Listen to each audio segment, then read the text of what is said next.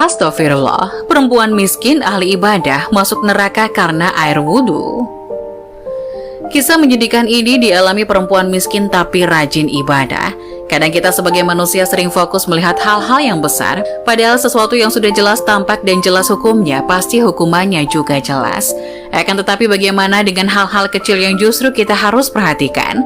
Terkadang hal-hal kecil ini justru yang akan menyesatkan. Berwudu adalah kegiatan yang memberikan kebaikan dan banyak manfaat. Dengan berwudu dan menjaga wudu, umat muslim akan tetap suci dalam lindungan Allah. Lantas wudu seperti apa yang menjerumuskan umat muslim hingga ke neraka?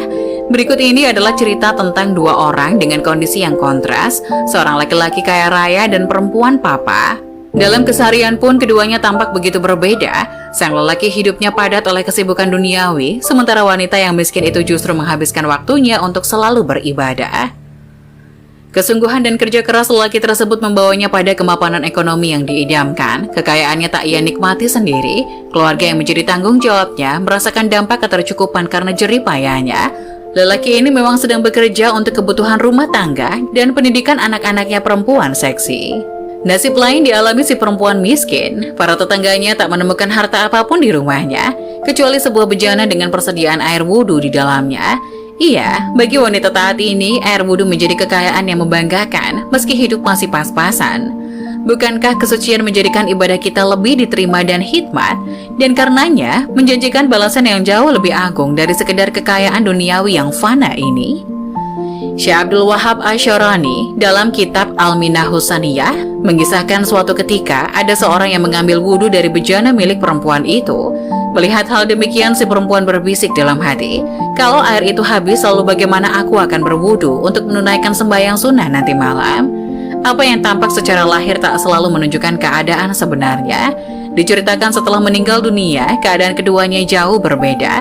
Sang lelaki kaya raya itu mendapat kenikmatan surga, sementara si perempuan papa yang taat beribadah itu justru masuk neraka.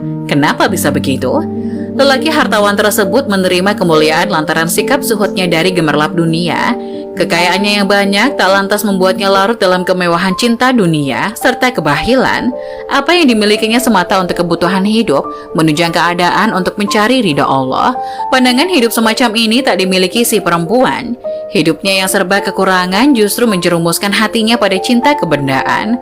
Buktinya ia tak mampu merelakan orang lain berwudu dengan airnya, meski dengan alasan untuk beribadah. Ketidakikhlasan adalah petunjuk bahwa ia miskin bukan karena terlepas dari cinta kebenaran, melainkan dipaksa oleh keadaan. Syekh Abdul Wahab Asy'arani menjelaskan dalam kitab yang sama bahwa zuhud adalah meninggalkan